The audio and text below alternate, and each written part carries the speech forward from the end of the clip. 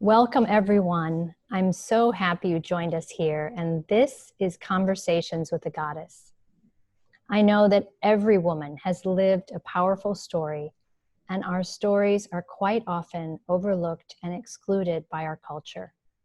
Therefore, my intention is that these conversations with wonderful women, with goddesses, will serve as a greater awakening to the awareness of our own unique power as women individually and as a collective. My conversation today, which I'm so excited about, is with the wonderfully brilliant and compassionate Dr. Vesna Skul, who has always been ahead of the curve and is very deeply committed to supporting women in all the phases of their lives. So, dear Vesna, I am so fortunate to have you as my friend, and you are beyond the real deal and the kind of doctor everyone, men and women, need and deserve to have, caring for their health and well-being. I wish everyone could know you. So 20 years ago, you founded the Comprehensive Center for Women's Medicine, the first center in Chicago dedicated to serving women holistically with an integrative approach. And I could share literally hundreds of stories of women that I have referred to you and friends of friends and, during the course of our 10-year friendship. And so many women have actually called me crying or written me emails or sent me texts saying that you were actually the first physician who would ever actually listen to their opinions and their voice. And that speaks volumes about healthcare in this country. But you saved, I have many friends who you have saved their lives, and you got them into the right cardiologist or oncologist, radiologist immediately. And I know that many of them have searched for you, a doctor like you for years, looking for a solution for their mysterious illness and really having hope that somehow they could be helped and healed. And you have cracked the code for those women. So, and then you also did the same for me because, 10 years ago, before I met you, I was searching for you for 10 years prior to that. And I'm sure people recommended you, and perhaps it wasn't the right time or place, but when I did meet you, my health just began to blossom, and at 57, I'm healthier and happier than I've ever been. You guided me through menopause and so much more. So I'm so grateful. You're just a blessing for all women and for me too. So I want to just get right down to it. You have obviously advocated for women your entire professional career. And I know that's because you are a powerful woman yourself. And you have a wonderful, delightful story that not probably everybody who's your patient who may be listening even knows that about a competition in Croatia that happened, and you arrived here in the US. I'd love to hear a little bit about that story.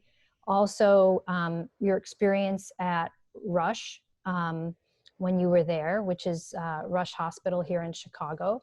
And then also the process of beginning, sort of the incubating the Comprehensive Center for Women's Medicine and then creating it and everything that took. I think people just see you now and they don't really we're not aware of this journey that you made as a woman, again, as I said, being ahead of the curve. So would you share with us a little bit about that? Well, Jules, thank you for having me. And we are so near to the 10th year anniversary of our friendship. We met September 25th, 2010. At one of Julie's wonderful gatherings of great women, listening to a fantastic and illuminating health talk by a mutual friend of ours. So I'm really grateful that the decade has proven so wonderful, having you as a friend and getting to know many of those women who are at that luncheon, who are now my patients, and helping them on their own journey. Intelligent women choosing you as their doctor, dearest. Very lucky.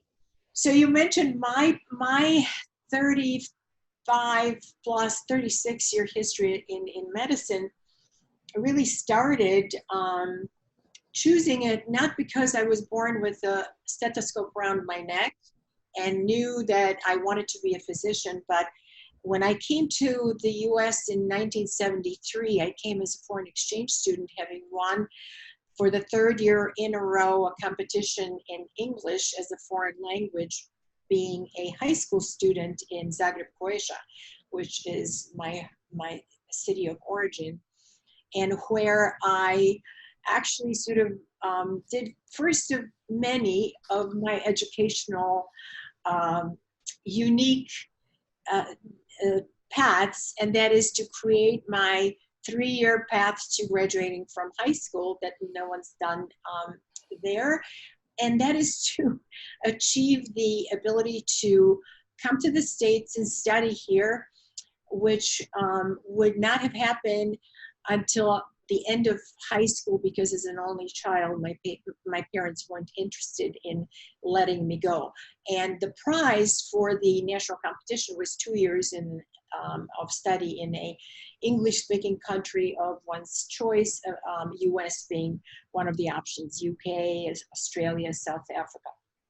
So I won the first time. They said, nah, you're too young. Let's try for next year, thinking I wouldn't. I won as a sophomore.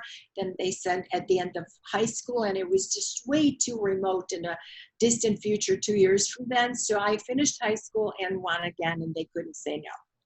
So I arrived, and much to my disappointment, the program didn't work out.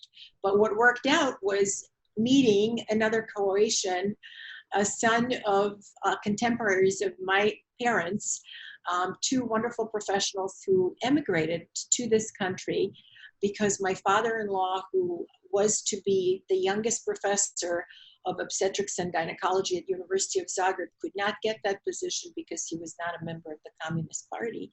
And he decided to leave, bring his family, and start a new life in the United States. So fast forward, when my program didn't work out, I had nearly 2 years left on my student visa, and decided by the grace of my parents to use it to travel and to see the States and to meet some Croatians who lived in the United States, and among whom is my husband now of over 40 years, and who actually were a very important part in shaping my professional career.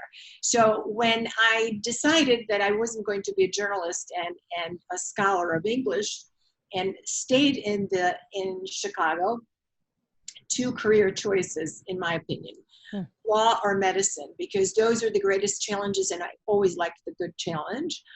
And since my dad was a lawyer, and at his 40th birthday party at the age of 10, I embarrassed myself or him in front of his judge friends, saying I would not be a lawyer when asked what I was going to be when I grew up, because the law books were so boring.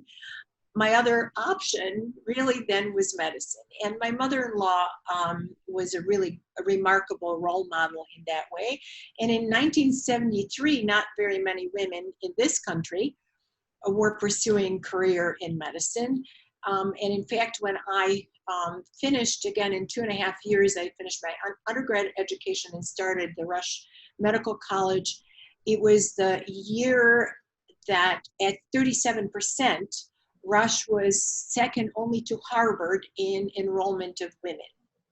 It then dropped down again to the 20s or the teens, which was a national average. Wow. And we're now delighted that my students at Rush, where I've been a faculty for 35 years, are now at parity in terms of gender enrollment. And it's been so for the last decade or so. So after finishing my education and studying medicine, I knew that I wanted to combine the beautiful detective work of internal medicine, where you follow clues and you put things together. But my love of helping women attain and maintain optimum health kind of drew me to maybe obstetrics and gynecology, and to combine the two was unheard of. So when I was done with my residency and did a first few years working for the largest multi-specialty group in the Midwest as an internist.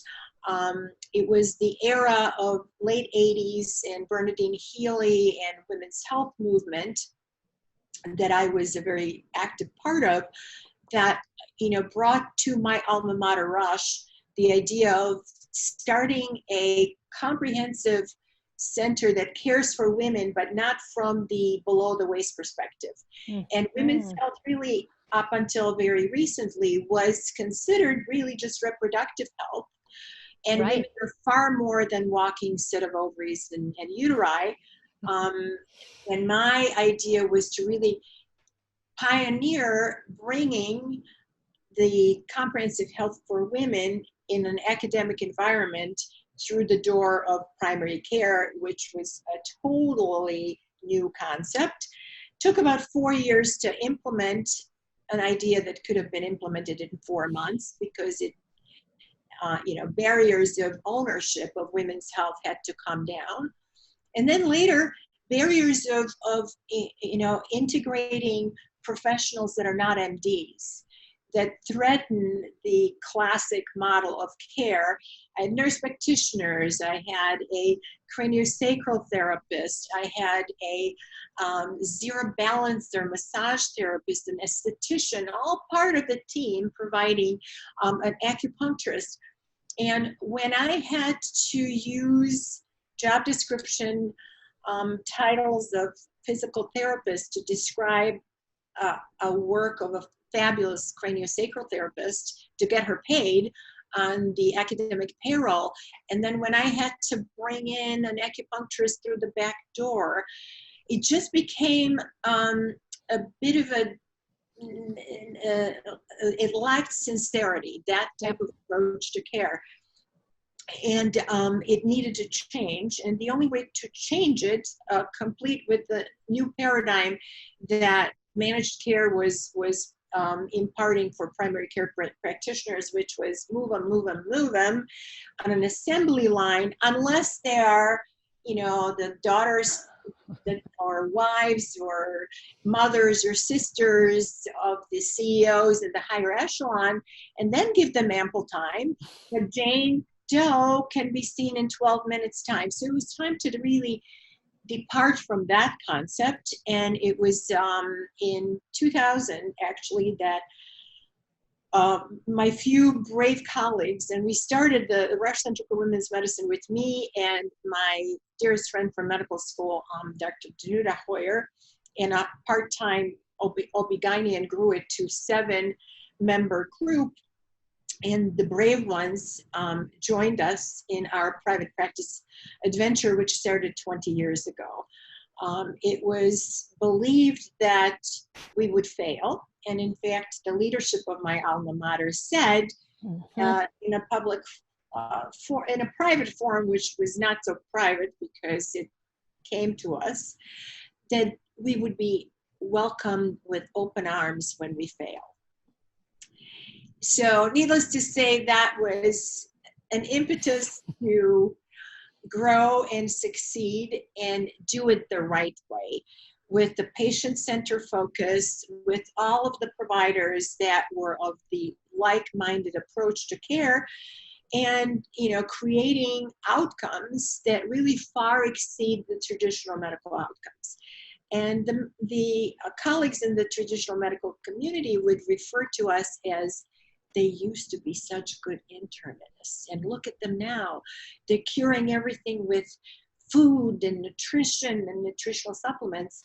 Well, and look at our outcomes. They're far better than conventional medical outcomes are. And I have my grandmothers to thank for curing everything with chamomile tea and leading me to then, in the early 2000s, legitimize my granola view of medicine by fellowship in anti-aging and functional and regenerative medicine, which now I can use really primarily to still argue with my mainstream medical community that what we do with lifestyle medicine and integrative and functional medicine really has the scientific merit. Now, the whole journey of 35 years has been an interesting and challenging one, and it is so rewarding to see that younger colleagues now and the students have a path and have the ability to obtain additional training in integrative and functional medicine, which then allows them to look at the patient as I've been looking at the patient for the 35 years, but now it's legit. And we have the community of providers no longer at the same roof of the center, because this is, after all, sort of my final chapter professionally. I'm not nowhere near retirement, but practicing medicine to serve my own personal needs, because I think that if we physician heal thyself concept is not honored, we cannot be of great service to our patients. And that piece has the personal and professional components complementing each other, not at odds with one another. So in the last 3 years, Danuta and I have gone to a part-time status so as to continue to provide the ample time necessary for our patients in a shortened amount of time, and have really simplified our brick and mortar existence. And through the last 6 months, transitioned that to greater than 50% telemedicine model, which is, I guess, one tiny little silver lining in the COVID crisis that we've had. But as we see our patients, we can still refer them out to like-minded individuals and former colleagues who are part of the greater brick and mortar physical plant, who are vetted very carefully to fit our patients and to fit our model of care.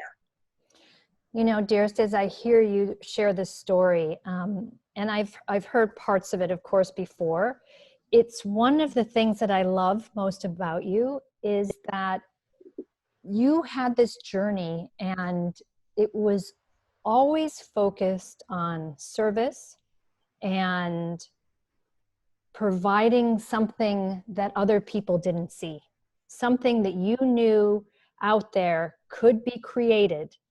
And then you moved toward it. Every step you took, you moved toward it. And as I was listening to you speak, I realized that is one of the reasons so many all of the people that I have referred to you make huge improvements, because I really feel like you have that vision, that hope and that optimism that something is better, that something better is available for that woman, and that she too can move toward that and blossom. And Jules, I think it's really recognizing and identifying the physician within you. Because we all have the healing power. It just needs to be channeled a certain way.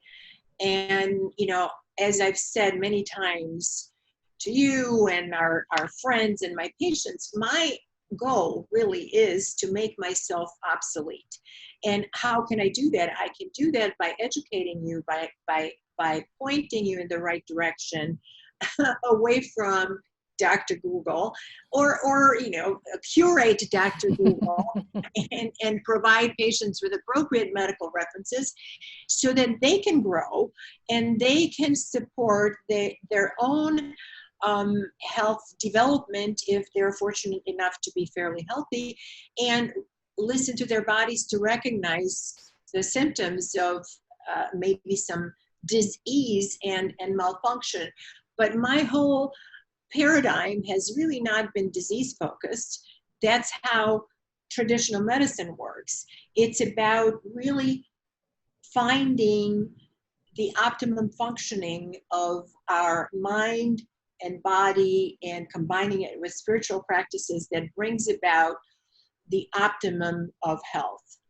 And, once we achieve that, the road may be a bit bumpy for some patients, but once we achieve that, it's smooth sailing. And I can just be consulted once a year, while you all are creators of your own health destiny, if you will. My hope is that more women who are interested in being physicians have an opportunity to hear you speak, have an opportunity to meet you, perhaps see you as patients, because I feel like so many younger women who are interested in medicine or any alternative or iteration of that, whether it be chiropractic or a naturopath, I do feel like they need to hear, your journey. They need to realize that it's totally possible, and that,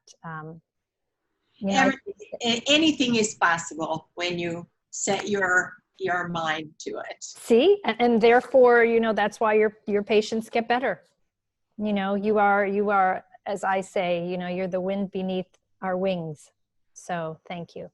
So that's a great transition into COVID, because what I'm seeing is more people waking up to the importance of health and wellness, and we could call it from a more natural perspective, right? Because there aren't a lot of tools that are available right now that can snap you out of COVID. Can you, I know that, as you mentioned earlier, you were seeing patients via telemedicine, and you had, a few, and you and Danuta combined, that got better very quickly. And I know you have some really simple recommendations that I'd love for you to share with people, because staying healthy, you're the doctor. I won't play a doctor on TV. You share your thoughts. So between Danuta and me, we now have over 40 patients who have been diagnosed and treated for COVID, one of whom was hospitalized. And she, interestingly, is one of our younger patients. The age range is from 34 to 76. Danuta's patient, who was hospitalized for a short period of time, age 37, had one of the complications that are seen in some younger individuals, and that is thromboembolic disease and multiple pulmonary emboli, and requires now anticoagulation, but is doing well. And, if we were to, our N is very small. Number of patients who we have with documented COVID is obviously very small. And one could say that the extrapolation that they all do well for a reason X is inaccurate and scientifically not necessarily based, but I would argue that point.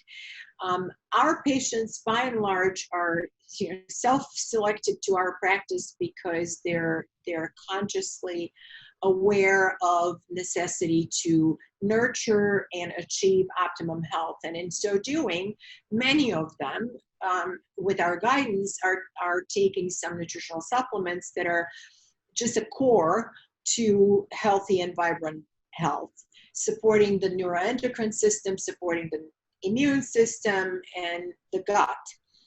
And as such, when faced with challenges of a seasonal flu, or in this case, a novel coronavirus, their bodies are prepared to deal with it in a more efficient way.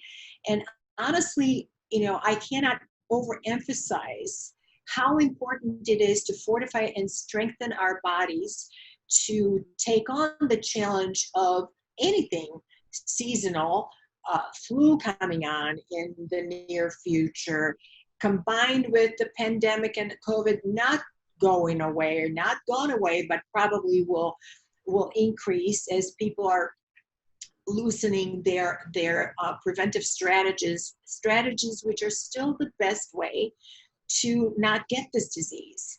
Wash your hands, wash your hands, wash your hands. Wear your mask, wear your mask, wear your mask, and don't come into close contact. How much simpler can it be? But, you know, as we're all seeing, as our kids are back to school, I was talking with a dear mutual friend of ours who's senior at UC Boulder, tested positive, and we have concocted and created a supportive regimen, and she's doing fine in Boulder. But Boulder is, I think, going to close down in any time soon or go to virtual, because they had over 1,300 cases in just, half of which in the last week. Whoa. So that said, Boulder's not the only school that is experiencing that. But the flip side of that is, if you look at Illinois' rather strict adherence to the mask and the preventive behaviors on our campuses, and I think we have that to thank to our leadership that started with the lockdown and mandates that gatherings not occur, et cetera, et cetera. We are seeing far fewer, and we're one of the states that has the fewer number of cases, even with this new resurgence. So it is incredibly important to just use common sense, and then eat properly, get enough rest. And what's my little core concoction? Well, it is clearly, even before the article that just came out within the last 10 days or 2 weeks on correlation of vitamin D levels and outcomes. So people with lower vitamin D levels had poorer outcomes and vice versa. My recommendation to everyone to fortify their immune system was to jack up the D3K2 combination, and to far out recommend the standard doses that typically don't exceed 2,000 international units. I think everybody, even in the summertime in Chicago, should be on 5,000 international units of D3 and K2, more in face of an acute infection, flu, cold, and COVID patients. Zinc is an antiviral in that it disrupts the enzyme that's necessary for the intracellular viral replication. So, zinc has been used flu season for, over the counter for decades. Absolutely 30 milligrams of zinc gluconate or glycinate, which is well absorbed, should be part of our regimen. An immunomodulator, which is not an immune booster, and this is a distinction that needs to be made because people are reaching to, elderberry and reishi and echinacea. Well, they're okay maybe for a common cold here and there, but they're very powerful immunostimulants. And when you combine the immunostimulation revving up our immune system with what happens with COVID, which revs it up by the virtue of the infection and can create something called cytokine storm. Some of these nutritional supplements, when taken in large quantities, and people think, well, it's a plant, it's a mushroom, it's not going to harm me. It may. So immunosupportive supplements, not so good. Immunomodulating, of which I know only one, are phenomenal. And that is, we are actually boosting the immune response so that the natural killer cells can survey, recognize, capture, and then the other components of this product can then get rid of the viral complex. And the third component can improve the clearance of not only the viral particles, but other toxins from our body. That has been tremendously helpful in patients who have suffered through the acute phases of COVID. And vitamin C in large doses, but also more, in my experience, an antioxidant compound that has far greater efficacy than vitamin C alone, but certainly vitamin C, 2 to 4,000 milligrams is great. And, and some omegas because they are anti-inflammatory. And that's it. That's a little core that makes a huge difference. So even though these medical fireside chats that invoke nutritional supplements and nutrition should not be misconstrued as diagnosis, mitigation, or cure. Give me a break. Seriously, it's food. I will share with you my most recent COVID patient is a dear friend in Croatia. One of my best friends, Oh, right. who is a judge, who actually has not done court, has done all the appropriate things of social isolation and masking, etc. Somehow or other, because Croatia has a second surge now because of the tourist season, etc., picked up COVID. And it was diagnosed as she was to have a small procedure done actually today. And as pre-op, they tested her for COVID on Tuesday. On Tuesday night, she developed a fever to 103, body aches and chills, and a cough. Yeah. Mm-hmm. Called up for the result, COVID positive. Used my witch's brew. Her fever gone, 36 hours. Wow. She is no longer coughing. And she's in self-isolation, obviously, at home, sitting it out for 14 days.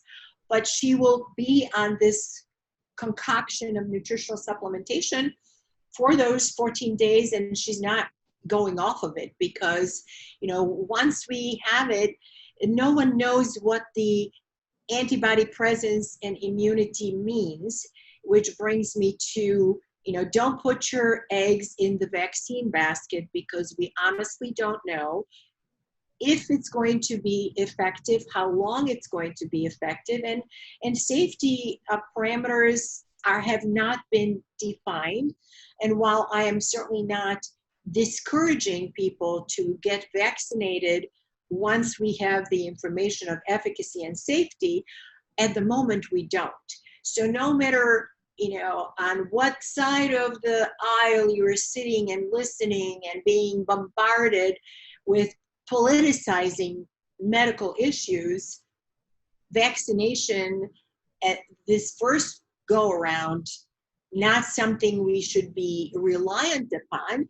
And quite frankly, actually, they just reported that if this two-step vaccine, once proven safe and effective, is used to immunize adequate number of people, it'll take 2 years to manufacture enough of vaccines. So that said, again, left to our own devices, and this temple needs to be supported and fortified and strong so we can overcome what might come our way, and that's the next wave of COVID. Oh, thank you, Vesna. That is amazing. And I really hope that it brings a lot of people peace of mind, and one thing I am actually very optimistic about and excited is mass manufacturing of the rapid tests that Yale and U of I have parallel developed. I think that is going to be so wonderful for restoring some normalcy. The whole, do I get tested? What antibody assay? Is it going to be a finger stick or a blood test or whatever test?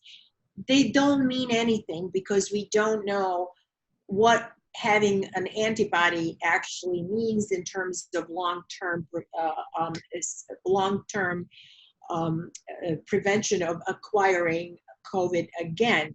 But knowing that you don't have it and knowing it in 10 minutes and being tested multiple times if you're in an environment like a school or a university or a public service institution, that is going to help us identification, tracing, self-isolation until,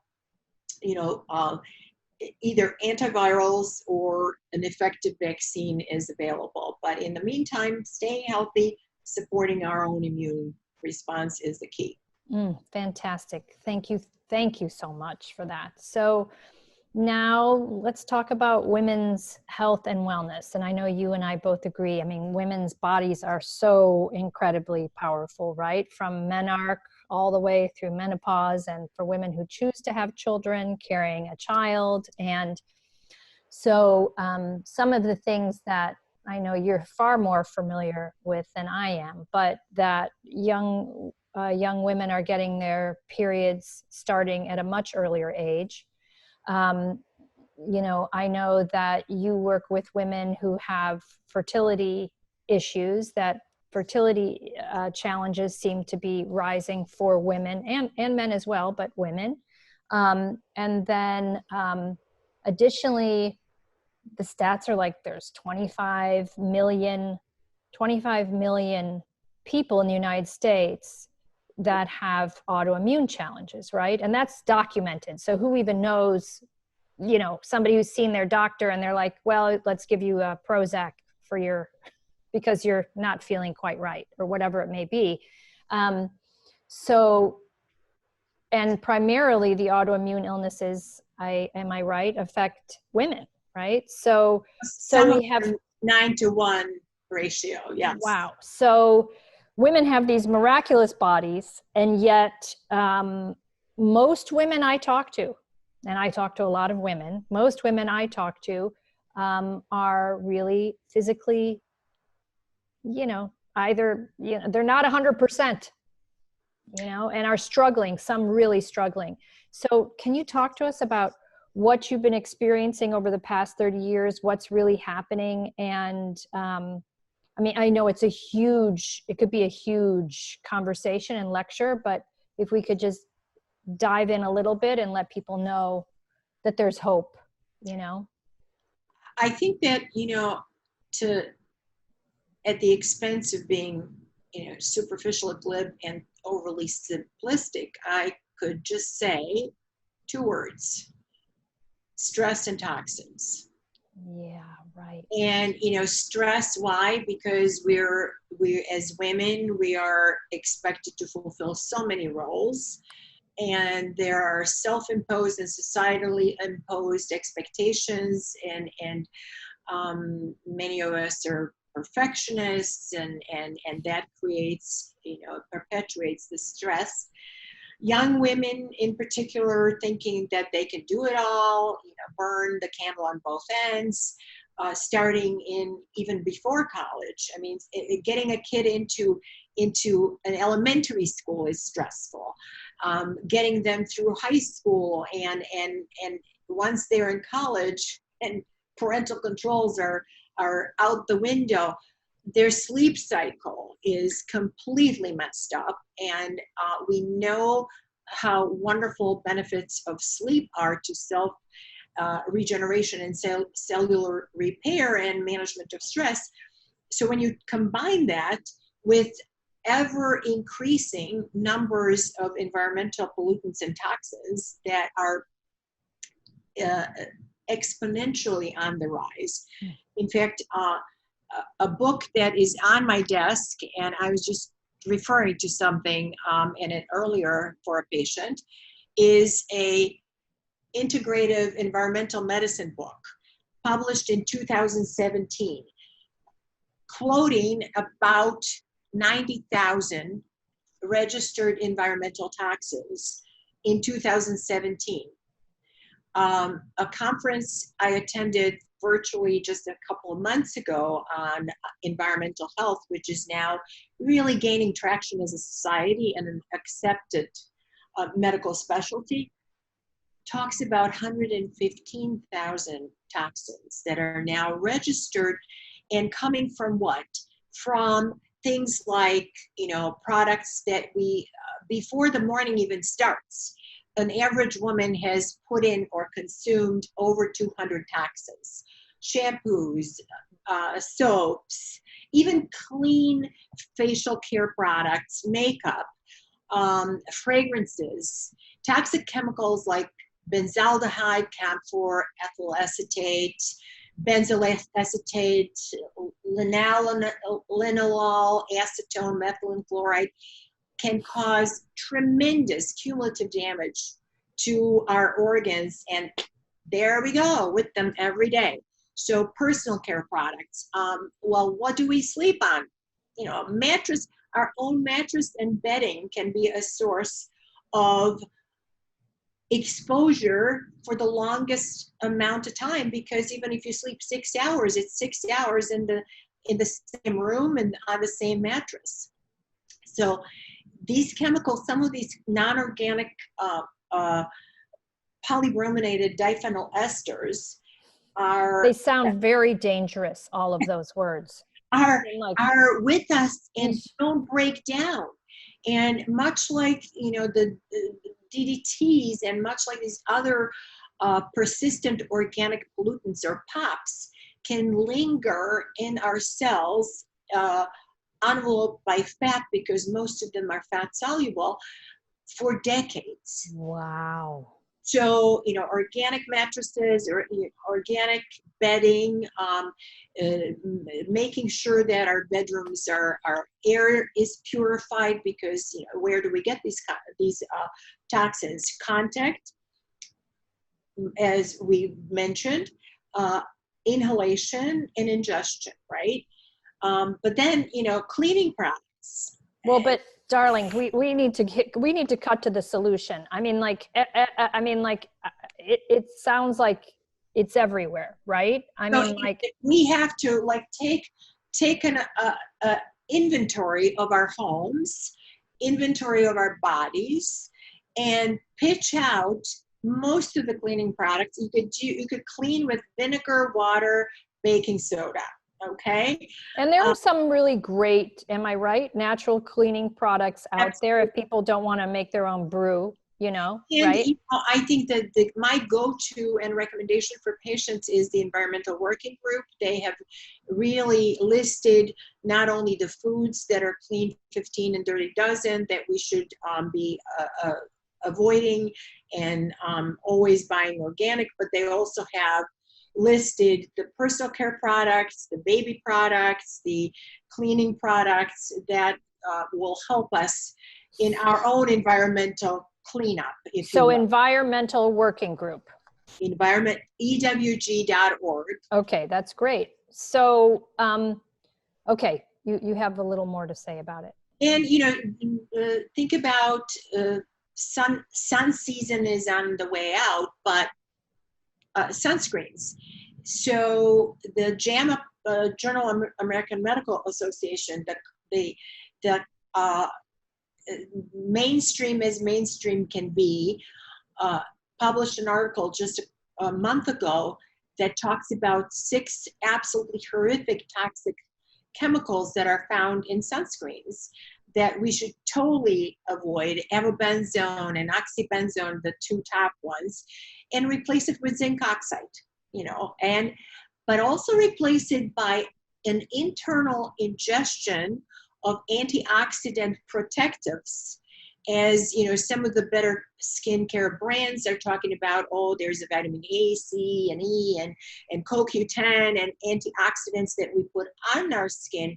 But think about eating them and consuming them so you're systemically prepared for the UVA, UVB challenges. Well, I just have to say, so you recommended something for me, which we don't have to go into exactly, but you know, people can go to your website and find out more information about that. But that I take internally, that's a little powdered beverage that's just very high in antioxidants, and I've been taking it every day, probably since you supported the formulation of it, right? So that was what, 3-4 years ago. That was 15. And I've been swimming outside, trying to get strong for the winter every day, and I literally get no sunburn whatsoever. And people are like, how is that even, you know, the other ladies at the pool, you know, who are really are getting burned even though they've been swimming a long time.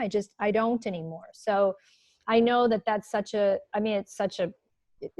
I think people are like, is that possible that you could actually internally take antioxidants and it actually would protect your skin? But I'm an example of that. I feel very, very fortunate that at 57, I don't have to, I mean, I'm not foolish, you know what I mean? And I don't overexpose my skin, but certainly I'm out for an hour and a half, 2 hours during prime time. And I'm just great.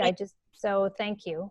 And actually, it's been, well, the 5 core ingredients of that product have been studied at the Mediterranean Institute for Lifestyle Sciences and shown not only to prevent the damage, the solar damage to the skin, which invariably leads to dysplasia and skin cancer. When they studied it in vitro in the petri dish and put the skin cells of a normal individuals incubated with those 5 products, they could not induce the dysplastic changes. And when they were in a normal medium, they all progressed to squamous cell skin cancer. And conversely, they also had melanoma skin cell, the most vicious skin cancer, incubate in normal medium, and it grew. And in the medium with those core 5 ingredients, it arrested its progression and actually it started to shrink. So to say that we can affect how our skin reacts by an oral consumption of systemic support is absolutely correct. And, I have certainly converted enough D2 into D3 with my own personal sun exposure, because as you know, and many of my friends and patients know, I'm an avid organic gardener and I love the outdoors, have not burned in 5 years as well. Right. And I think, I just want to say that actually is such a tribute to the fact that we can actually do things for our bodies ourselves to protect ourselves from, I'll extrapolate, but from things like skin cancer, right? Yes. So I just think that it's very important for people to know we have the power to take very good care of our bodies. And moving on to the other sources of these environmental toxins, we don't have to cook with non-stick cookware, which is laden with toxicants. We can choose, the natural fabric softeners and detergents. We can avoid bug sprays that have DEET, that is known that can cause carcinogenic transformation, and use more natural sources. We can avoid BPA containing products, from plastic bottles to liners of cans, et cetera. And I'm delighted to see that, I'm not a great fan of canned foods, but at least now the linings have changed. An organic product that is not in a toxic vehicle and a toxic can. So a great purge needs to happen. Yes. And then dietary wise, there are certain foods that are really very much pro detoxification. So apples and pears and beets and parsley, cilantro, green leafy vegetables, green tea, flax seeds, always, have some of that on hand. Always choose organic as much as possible, and glyphosate-free fruits and vegetables. And if you're consuming dairy, make sure it's from cows that are not treated with antibiotics and bovine growth hormone, and are organic pasture fed, but at least seasonally. So now would be a good time, moving into fall, do a targeted cellular cleanse. And I've been doing that for decades, and having a program that I share with my patients that's simple and easy to do, again, keeps them periodically cleansed in a more intense vegan kind of way. And then if you're an omnivore, go back to eating clean animal products afterwards. Right. We want as many happy, healthy women on the planet as possible, because we have a lot of work to do. So please listen to Dr. Skul's recommendations so that we all can be open-hearted and muy fuerte, right? I don't say that so well in Spanish, I'm sure, And, but I mean, really strong. and to the mothers of young girls who are, as you point out, many of whom are experiencing menarche at 9 or 10, and young boys who are showing secondary sex characteristics at the same age, really, really, really be absolutely vigilant about, if you are feeding them dairy products, make sure they're not bovine growth hormone type products, but organic milk, and because that is one of the major contributors to this this situation. And then the xenoestrogens, the fake hormones that are found in plastics and so many other things that we've just barely mentioned, and I have them enumerated on my website, and we can go in greater detail. When I talk to people about what to avoid, especially with these young children that are or soy-based formulas, I don't believe that American Pediatric Association has not banned the soy-based infant formulas that are still being fed to millions of babies. So, and there's good reason for that, right? That the soy crops are have the highest, most glyphosate and GMO, right? They're all GMO and glyphosate laden. Yes. Yeah. So, and additionally, in addition to that, even if there were organic soy products, soy is a powerful phytoestrogen. right. And the little baby does not need phytoestrogens in her or his food. Well, just pulling back the veil, Vesna, per usual. So for anybody who doesn't know all this information, it's good to know, good to be informed. And again, as I said, so that we can be as happy and healthy as possible. And we certainly want our young girls to be as happy and healthy as possible. They're our future. So now I won't say how old you are, but I said, I'm 57. So let's talk about. I will volunteer my age. I am happily Medicare age as of my last birthday, which was 2 months ago. So yeah, and thank God, very healthy, because we want you to live a long time. And I would like my daughter-in-law and my granddaughters, and so if you could just keep practicing until I'm gone, so maybe another 50 years. So I heard Michelle Obama speak, and she said something really interesting, which I already knew, but she said women are always accommodating people, and we care as we get older for our parents.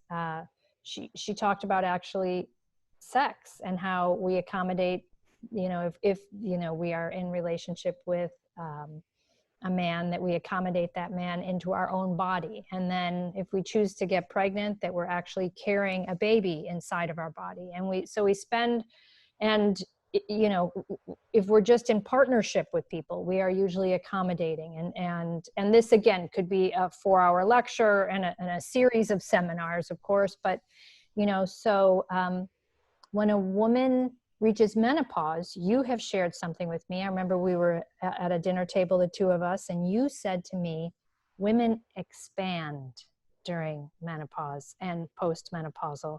And you said men have a tendency, as they age and go through andropause, which is male menopause, they have a tendency to tunnel down.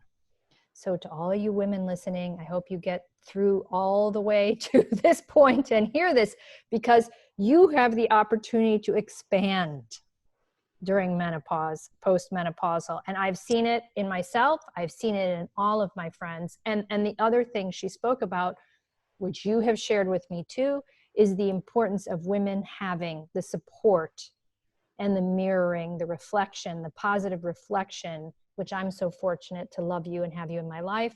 Women who reflect the very best in us and support us in this next phase of our life, in expansion. And actually, her OBGYN referred to it as the third trimester of our lives. So I would love for you to, if you want to touch on hormones, you want to touch on whatever, we don't have that much more time, but I would love for you to talk about menopause, and maybe we can do another podcast exclusively for the over 50 ladies, or women are going through menopause earlier too now. So anyway, darling, take it away on menopause. So I like to think of the chapter as the menopause freedom.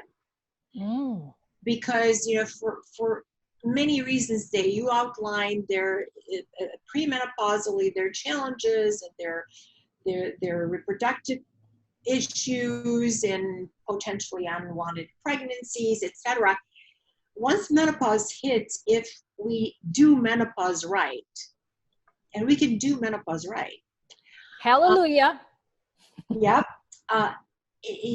There's a liberation. So no fear of pregnancy, been there, done that. There is really a sense of if we walk into it with right support to the neuroendocrine axis that controls all of the hormonal fluctuations throughout our life from adolescence to senescence, if we feed our pituitary, our director of the hormonal symphony gland, the appropriate nutrients, and I'm talking about macronutrients here now through healthy, lifestyle and good nutrition, and if we're providing adequate sleep and good quality of sleep to our brain and pituitary, its aging is going to be delayed. But it is inevitable and it's going to happen. So we kind of need to help it along with certain focused nutritional support that then allows the gland to continue to make prohormones that then dictate to the secondary hormonal manufacturing organs in our body when the ovaries and testes in men have done their thing and they're on a permanent sabbatical, and the ovarian atresia is essentially just shrinking down of the ovaries and the eggs are gone. Although we're brought into this world with 700,000 per baby girl, and that actually already is less than what the 7th-month gestation female fetus has, which is about over 1 million eggs.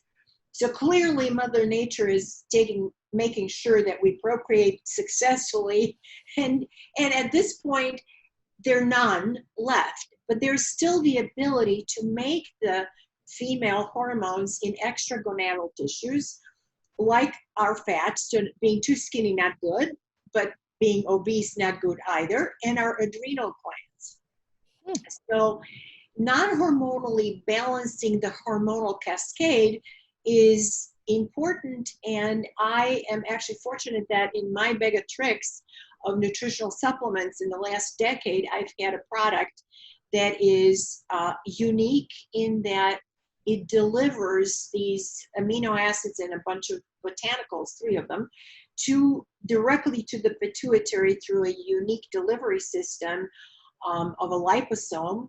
And liposomes are the thing of the future. I think all medications in the next 10 years will be delivered in a liposomal way, which allows the medicine or the nutrients to in a targeted fashion, go to where they're supposed to. So providing little targeted food for the pituitary, adequate rest, adequate exercise, practicing mindfulness, meditation, prayer on a daily basis really helps tremendously attenuate the physical symptoms of menopause, the hot flushes, the insomnia, etc.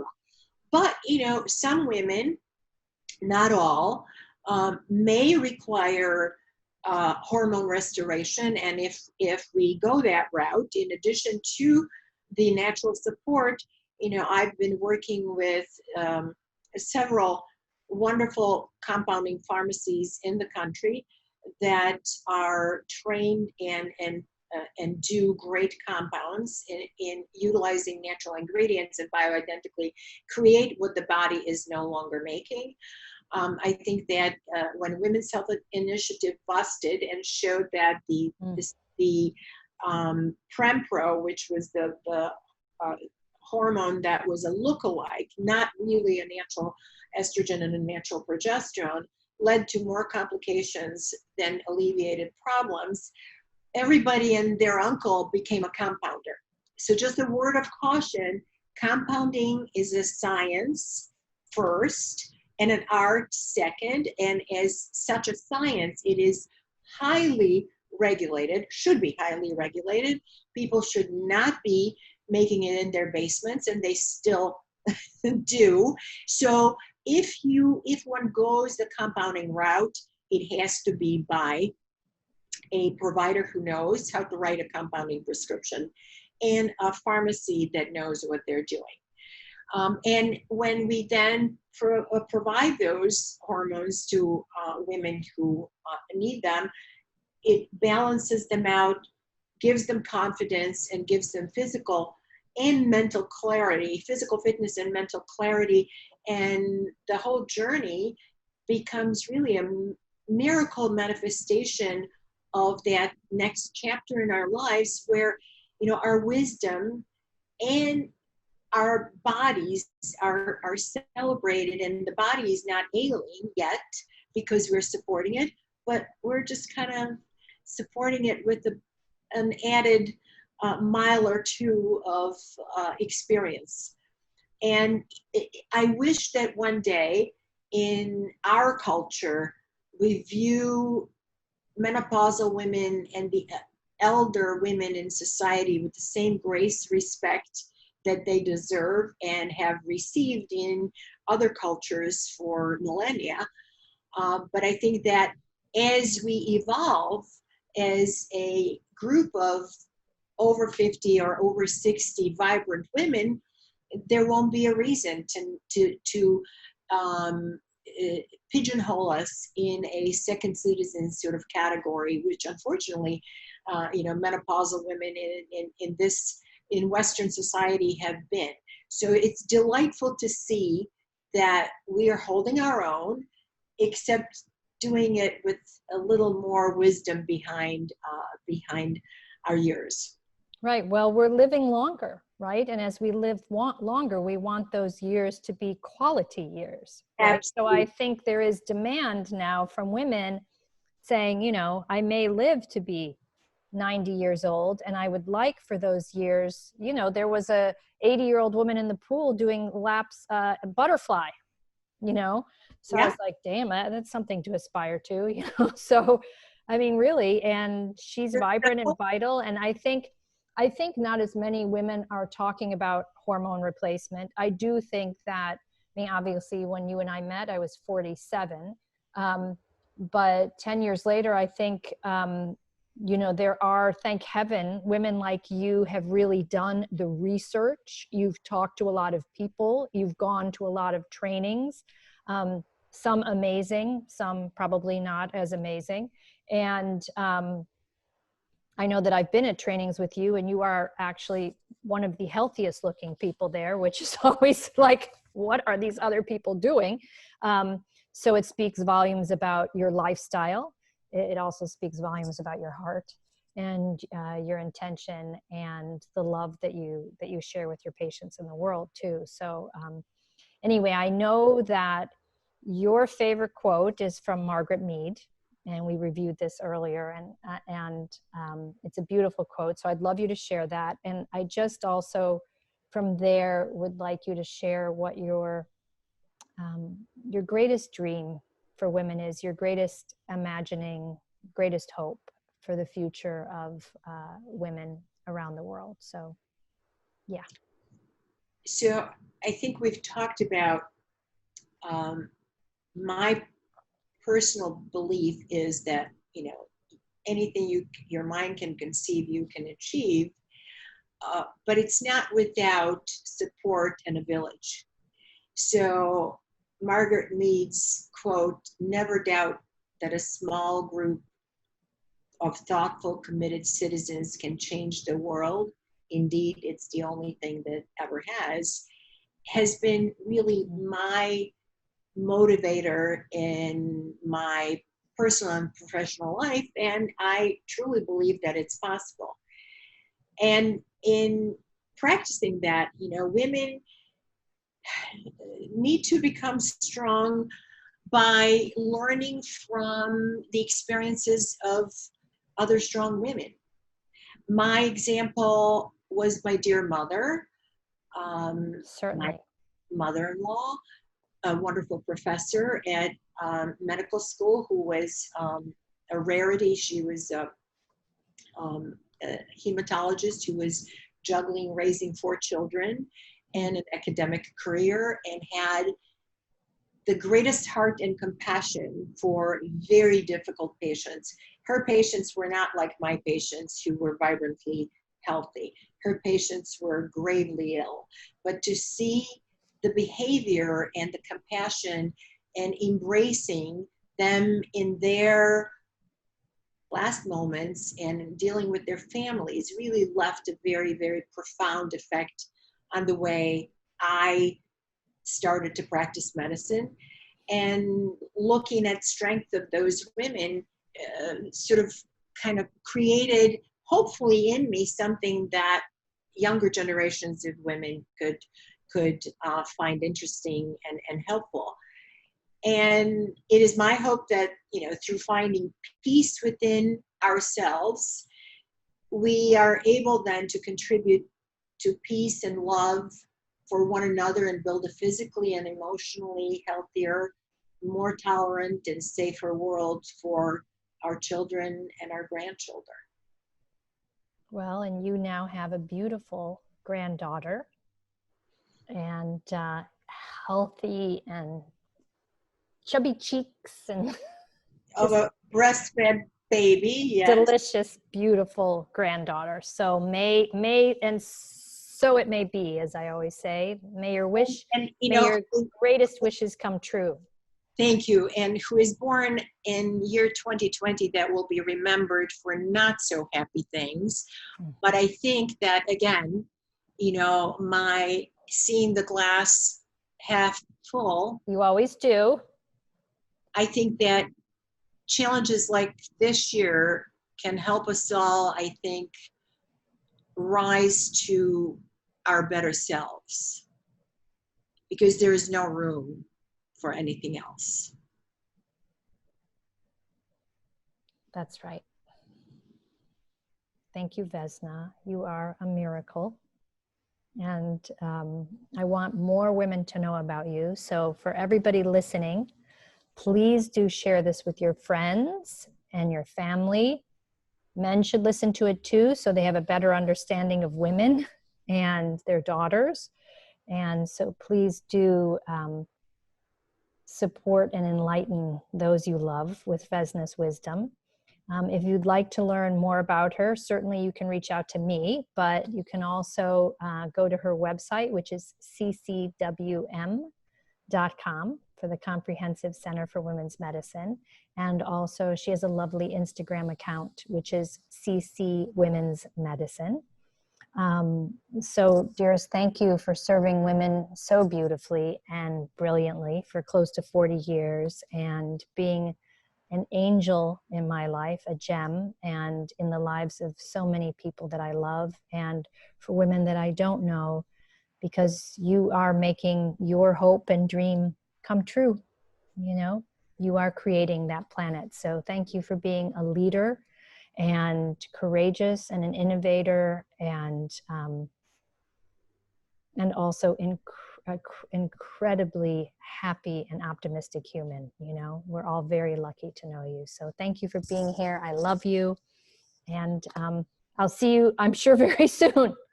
Love you. Thank you for having me, Jules. Thank you. Love you so much.